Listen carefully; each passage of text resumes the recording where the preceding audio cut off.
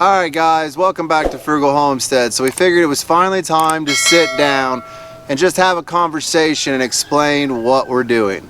A lot of people comment and a lot of people, talk to us in real life on our social media and stuff and just ask us, what the hell are you doing?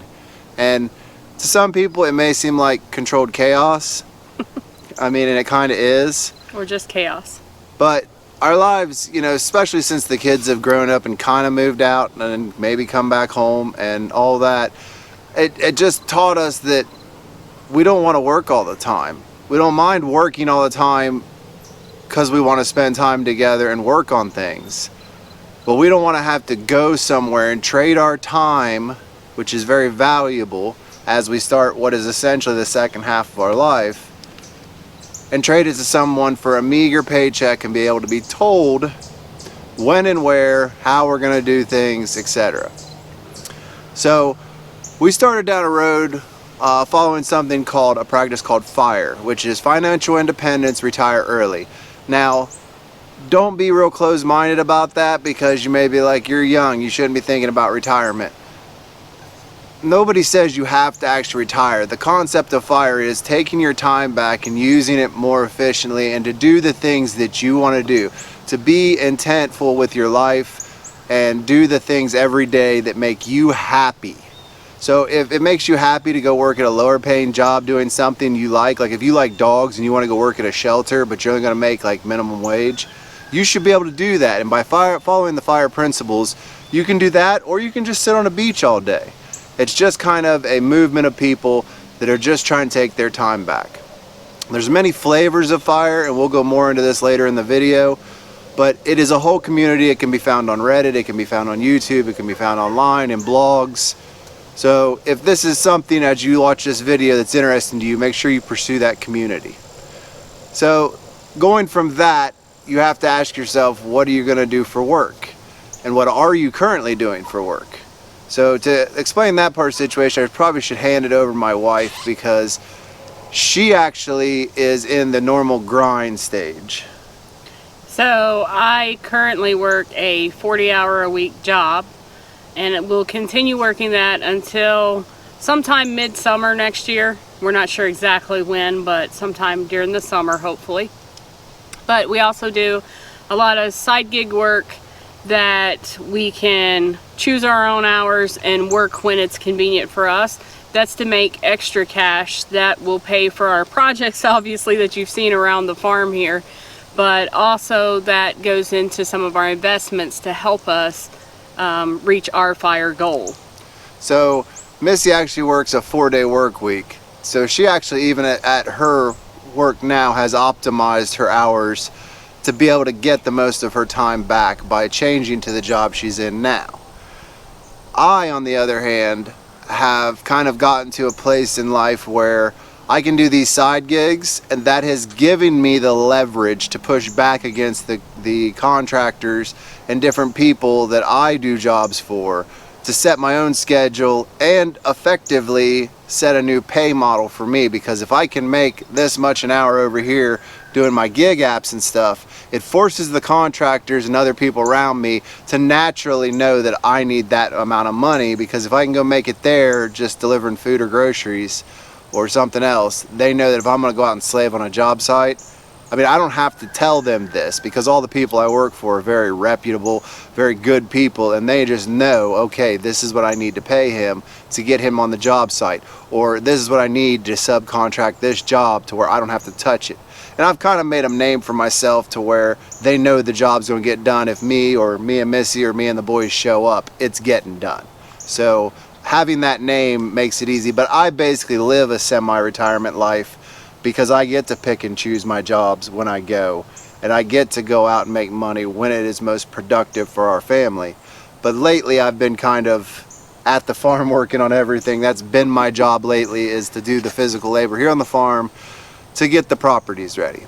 So work-wise, our intent in the long term is to move to where we both do this gig work and continue to grow our investments until a point in time where we can live off them 100%. and then spend the rest of our time doing what makes us happy.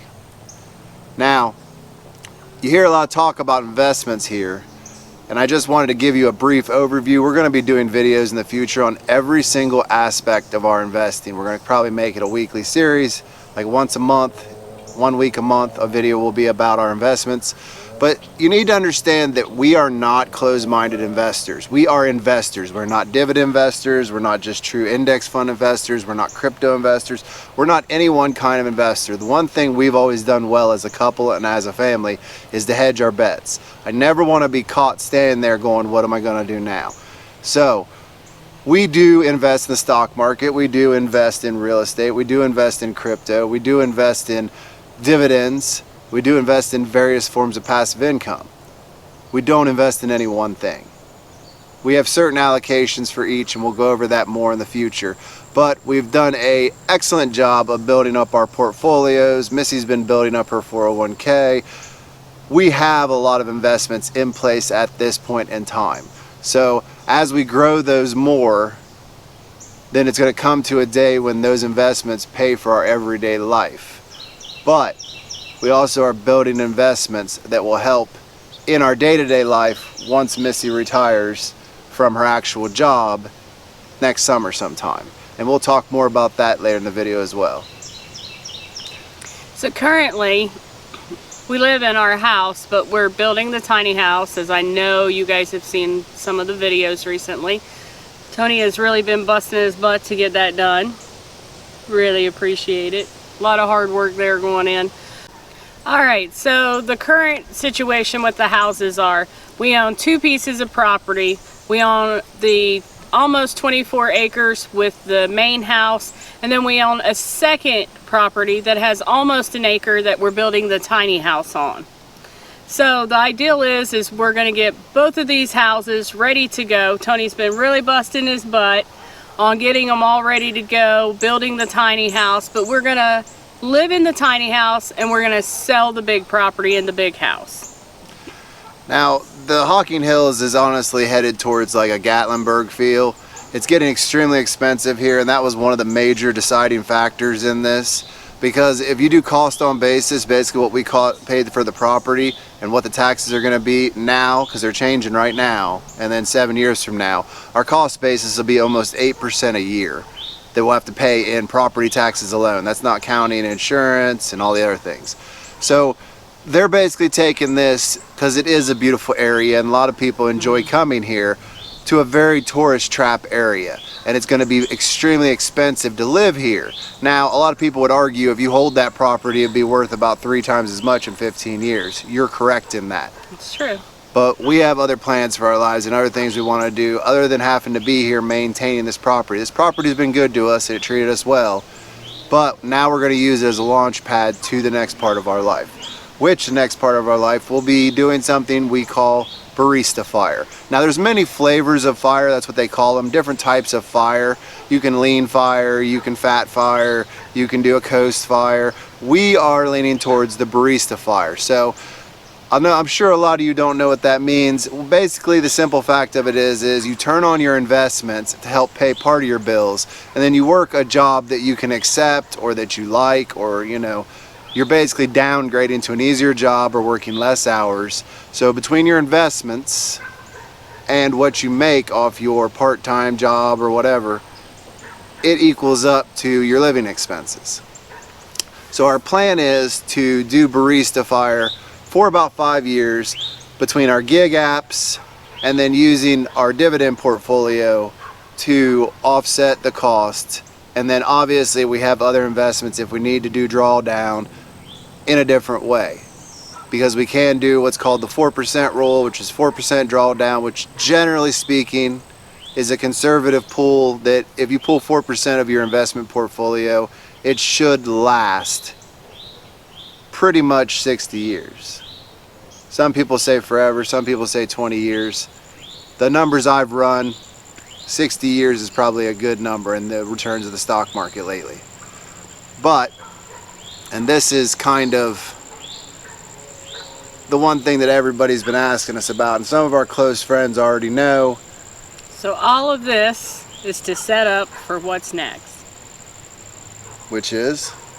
We are moving probably to North Carolina. Yep. So we're looking for an hour from the coast kind of deal. We want to be able to go to the beach pretty much whenever we want, but yet be enough inland to avoid the storms in the highly taxed areas and stuff like that. Obviously, we'd be taking our gig apps, with us and using those as an income stream down there. And we're not opposed to any kind of work that makes us happy and doesn't, bother us. Set up in the correct structure, we would not be afraid just to work a couple months right before Christmas and make enough money for our year. That combined with our investments will give us a really nice life. It will give us a lot of options with the way we're doing the investments and the Barista FIRE to be able to do whatever we want. And we found North Carolina is one of our more favorite spots to go to because we're going to be able to have hiking on one side of us and the beaches on the other side, and we find ourselves going down there on vacations more and more every year. So we thought, why not? We want to spend our time doing the things we enjoy. So in this gig app thing, you don't have to go to work all the time. If you're doing DoorDash, Uber Eats, you're doing anything, you just go turn it on and start working. So we don't even have to be in North Carolina. So for an example, let's say we wanted to come back to Ohio to go hiking with our friends. We can just go into whatever town, turn on DoorDash, Uber Eats, Shipped, Instacart, and go do them if they're there and make some money out on the road. We want to be able to get in the car and not have to go, oh, I have to schedule vacation time to do this. Or I have to be to work in the morning, so we can't go do an overnight tonight. Yes. We want to be able to have the freedom to enjoy our life and live what would be a semi-retirement. Now, our plans going forward on that would be that we did that for 5 years.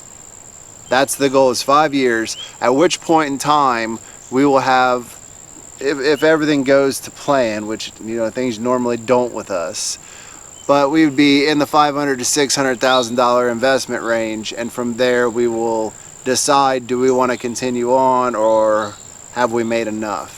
At that point, I think that we will be looking at about $30,000 to $40,000 a year with no working. So if we wanted to work part-time then to make more or whatever. But that's the whole thing about it is we want to spend more time together.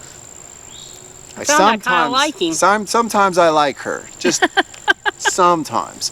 And the other thing we found, and this kind of ties it all in, this really set the bar for us, was we started going out and doing Instacarts together and Ship together and Grubhub together. Now mind you, we make more money working separately. But it's really nice to just be able to run around with your significant other, and we drink our coffee, we laugh about the orders that we get, and enjoy the day, but still be able to make some decent money. I mean, we've had plenty of $200, $250, $300 days. So when you're making that kind of money to basically run around with your wife or your husband and just hang out, drink coffee, and run orders here and there, we spend most of our time talking. We don't spend most of our time working. We're sitting in the car talking driving. And planning. So we're gonna take over the world. Yeah, that's it. But with doing this, and let's say we even went out 3 days, 4 days, you're talking $600 or $800 if we just did it together, let alone if we actually went out for 1 or 2 days separate. So it's not hard to go out in a week and make, the same income you would basically here at home. Yeah. And it's just come to the point in our life where I don't even want to think about what condition I'm going to be in after all the years and things I've done to my body. By the time I'm 62 or 65 and they tell you to retire, I don't want to think about the condition I'm going to be in then. I want to live my life now. And I know that I still have to build the investments and do the other things that need to be. And I'm never just going to sit around in a hammock and lay on the beach all day long every day of my life. I'm never going to get to that. I've got gardens I want to build. I've got more videos I want to create. I want to build up a real nice house in an urban style homestead on a smaller piece of property. I've got a lot of plans. But when you hear us say early retirement, don't think it means we're just going to sit on our butts and get fat. Because we're not. That's not us. But with that said, we felt we needed to come forth and just kind of explain to everyone what was going on. And why we're doing what we're doing with the properties. Everybody thinks like, what are they doing? This makes no sense. They were just working on the apartment, getting ready to rent it. Now they're down the tiny house. Then they put an addition on the tiny house, and then they took it back down. I mean, it is chaos. But everything is, you start doing numbers and you find something better, the way to optimize it. And that's how you have to like lead your life if you want to go down this road. Now, do we have to give some things up? Yep. We don't have the newest phone. We don't have the newest cars. We don't have the newest backpacking gear. We don't have the newest tools. We don't have tractors and bobcats and all these things. We have shovels. But we don't have the payments either. That's right. So instead of giving that money to other companies, we're investing in those companies and they're paying us. Or we're making investments in real estate to where we're going to get paid in rent, and so on and so forth. I don't want to get old and go, Social Security is going to pay me $1,000 or $2,000 a month, and that's what I'm going to live off of. That's not okay. I'm trying to have it so my wife can have anything she wants. She literally just has to say it.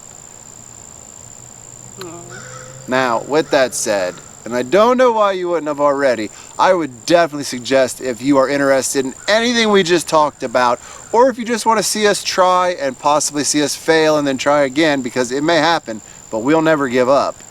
Go down, hit the subscribe button, hit the notification bell so you can see all of our upcoming craziness as it unfolds in front of your very eyes. Hit the like button if you enjoyed it. If you didn't, feel free to hit dislike. We still like you. Leave us a comment and tell us what you think. Tell us if you think we're going to succeed. Do you doubt us? And honey, We will see you in the next one. great job, baby. I'm ready for more coffee. Come on.